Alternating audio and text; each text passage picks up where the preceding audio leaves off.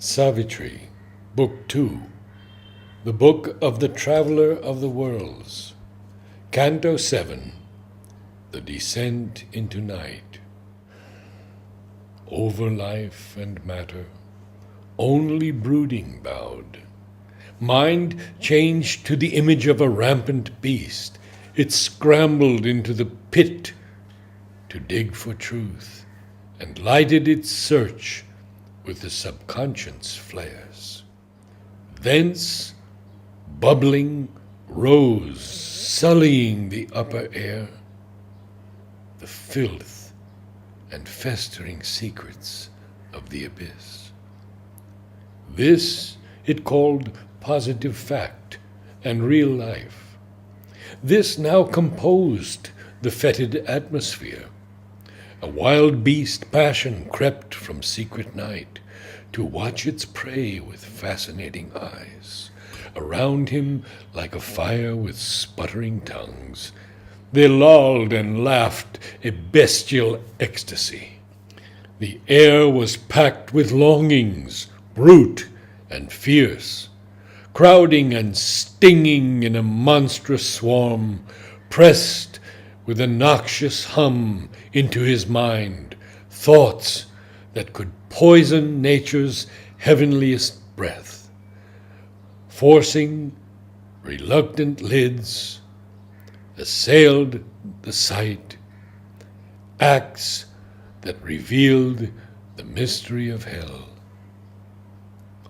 All that was there was on this pattern made.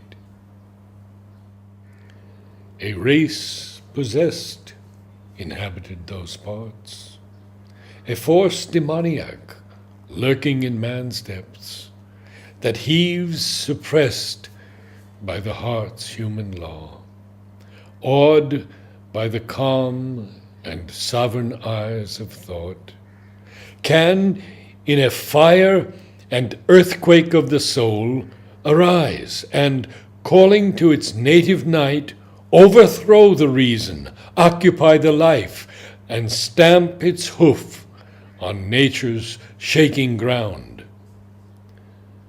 This was, for them, their being's flaming core, a mighty energy, a monster god, hard to the strong, implacable to the weak.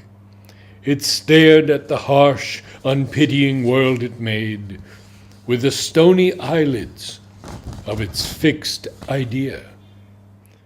Its heart was drunk with a dire hunger's wine.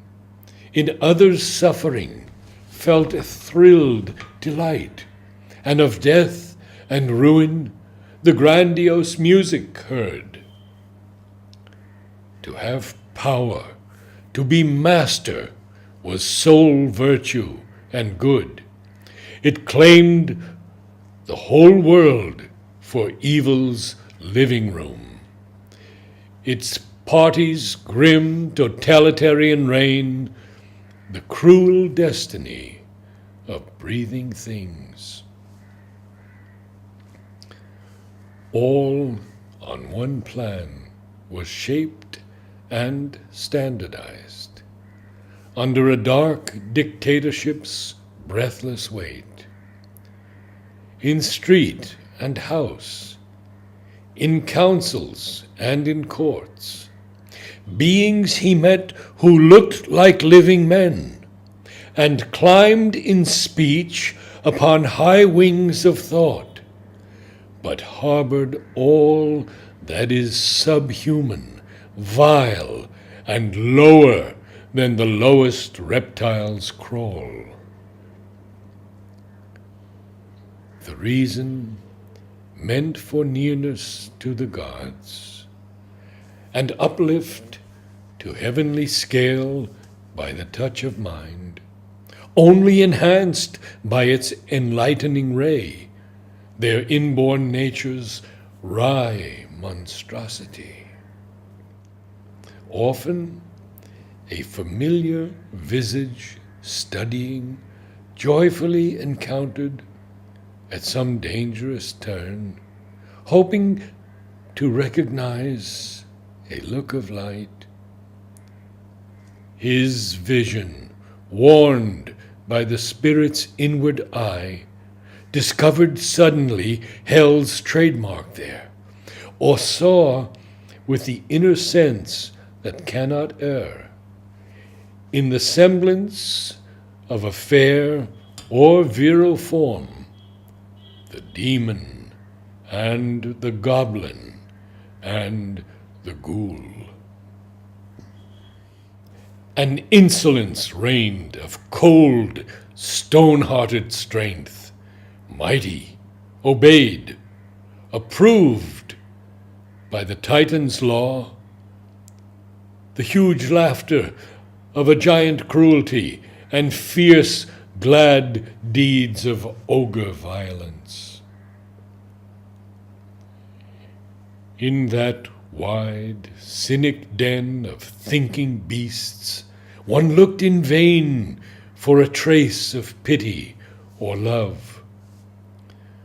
There was no touch of sweetness anywhere, but only force and its acolytes, greed and hate. There was no help for suffering, none to save, none dared resist or speak a noble word. Armed with the aegis of tyrannic power, signing the edicts of her dreadful rule, and using blood and torture as a seal, darkness proclaimed her slogans to the world. A servile, blinkered silence hushed the mind, or only it repeated lessons taught, while mitred, holding the good shepherd's staff, falsehood enthroned on awed and prostrate hearts, the cults and creeds that organize living death and slay the soul on the altar of a lie. All were deceived or served their own deceit. Truth in that stifling atmosphere could not live. Their wretchedness believed in its own joy, and fear and weakness hugged their abject depths. All that is low and sordid-thoughted, base, all that is drab and poor and miserable, breathed in a lax content its natural air, and felt no yearning of divine release. Arrogant, jibing at more luminous states, the people of the gulfs despised the sun. A barriered autarky excluded light, fixed in its will to be its own gray self. It vaunted its norm unique and splendid type. It soothed its hunger with a plunderer's dream, flaunting its cross of servitude like a crown. It clung to its dismal, harsh autonomy.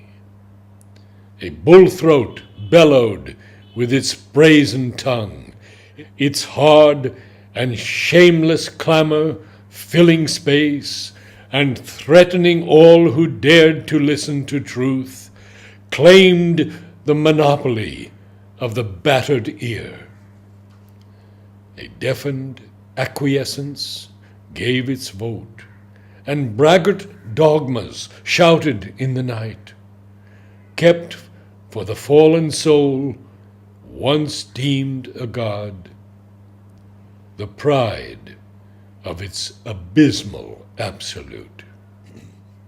A lone discoverer in these menacing realms, guarded like termite cities from the sun, oppressed mid crowd and tramp and noise and flare, passing from dusk to deeper, dangerous dusk. He wrestled with powers that snatched from mind its light, and smote from him their clinging influences.